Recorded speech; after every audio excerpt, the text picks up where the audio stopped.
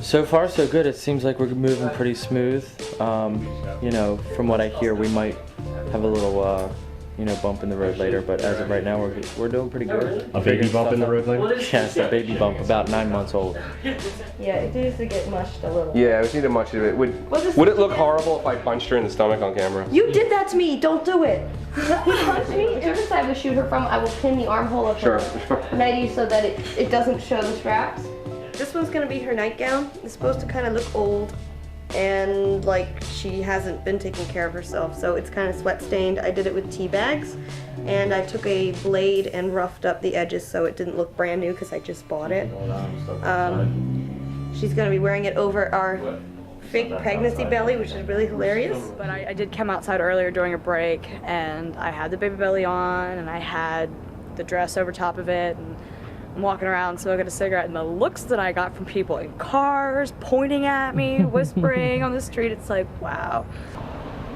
What's up? The girls in the car, they just go, oh my God, and they pointed at her because she's fucking awesome. And it's so important, and you've got Allie's character, Sunny, sitting in a closet in this horrible state of masochistic depression, and you've got Jan's character, Leon, trying to bring her out of it, trying to talk sense into her. And what the director Eric Myers and I have decided is to do a low shot, and what we originally wanted to do was to light the scene by putting a light motivated like it's a light in the closet, but then we quickly found out with the opening and closing of the closet doors, it ain't gonna work. Throughout the whole movie we've been doing motivational lighting. You know, we've always had the light, it has to be coming from somewhere, so makes it look a lot more natural. You don't think about the lighting as much when you watch the movie. And it's such a pivotal scene, and we knock out the wide shot, we get all the inserts, we get Allie's close-ups, and there we are trying to get Jan's close-ups, and every single time we call action,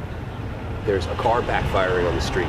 There's, you know, an ambulance right outside the window that won't go the fuck away, and it's so difficult for an actor. I mean, it's horrible for the crew because we're trying to get the shots done, we're trying to move the day along, but for an actor, especially for so important a scene where Jan is trying to conjure up real tears and he's trying to put real sentiment into the moment, it just makes you want to pick up a rock and beat yourself to death with it.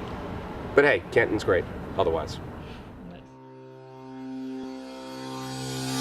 It's only going to get more fun as the night progresses.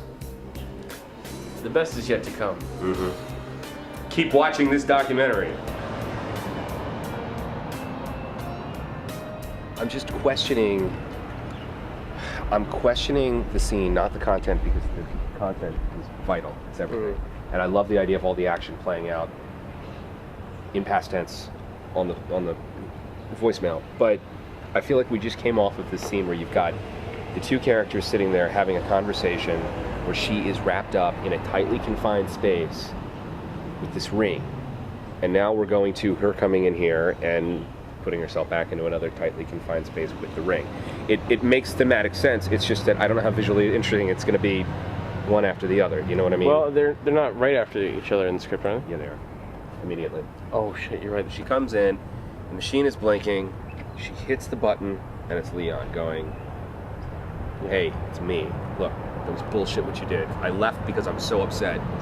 I was driving around right now, I'm so upset with you, you know I love you, you know I didn't do anything to hurt you, blah, blah, blah. Right. And she has this moment, this turn, and she's looking at the ring, and she's going, you know, I'm just being a pregnant basket case, and she makes that decision, and then the message cuts off.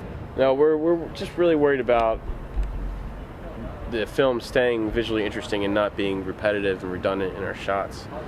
Because we have one shot that we shot today where Sunny is crouched in the corner of a closet. You know, she's put herself in this corner. And now, you know, the next scene later, you know, she hears and she's sinking in the corner again. So we don't want it to be like corner shot, corner shot. It's very redundant. So we're gonna talk, the three of us, you know, with the actress here, Bukowski, and we're gonna see what ideas we have. I need something, and I'm kind of drawing a blank because this environment's not what I pictured. Jamie suggested maybe you sit down at the table across from the machine.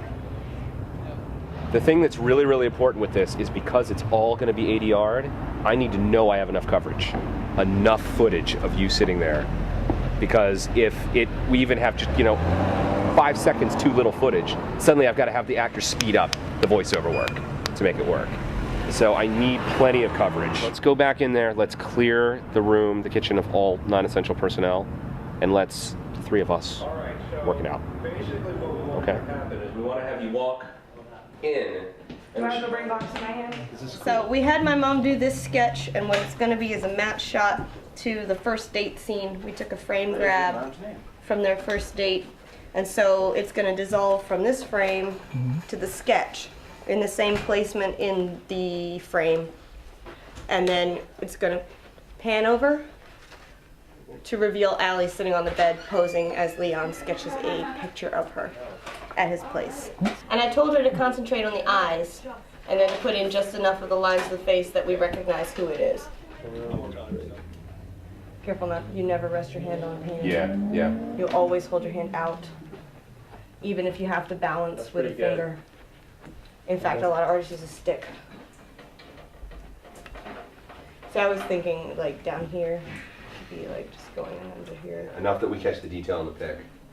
That way your hand's out of the stick. I don't know. Take that light towards. There was a big accident. Seriously, somebody forgot to tie the restraints on the backpack to the rear leg of the C-stand, getting the 45-degree angle of support. Yeah, Okay, this was a beautiful painting or sketch that my mom did here that we showed you earlier, and Look at now that shit. it's got this horrible jagged line and a stab mark. Well, what happened was our big C-stand light, just when we scooted it over, we didn't line it up right, and it started to crash over, and everybody saw it, leapt, and nobody made it in time. And then it you smashed. screamed into my ear. I screamed into his ear and deafened him. Hit the camera. It hit the camera, it hit the easel. Nobody was hurt. The camera is all in one piece. But it's a good thing we got our beauty shots before we did any of the other stuff. Otherwise, we'd all be panicking right now. So wait, what's the moral of the story? Moral of the story is get your beauty shots first and have a real gaffer do the lights. And sandbags.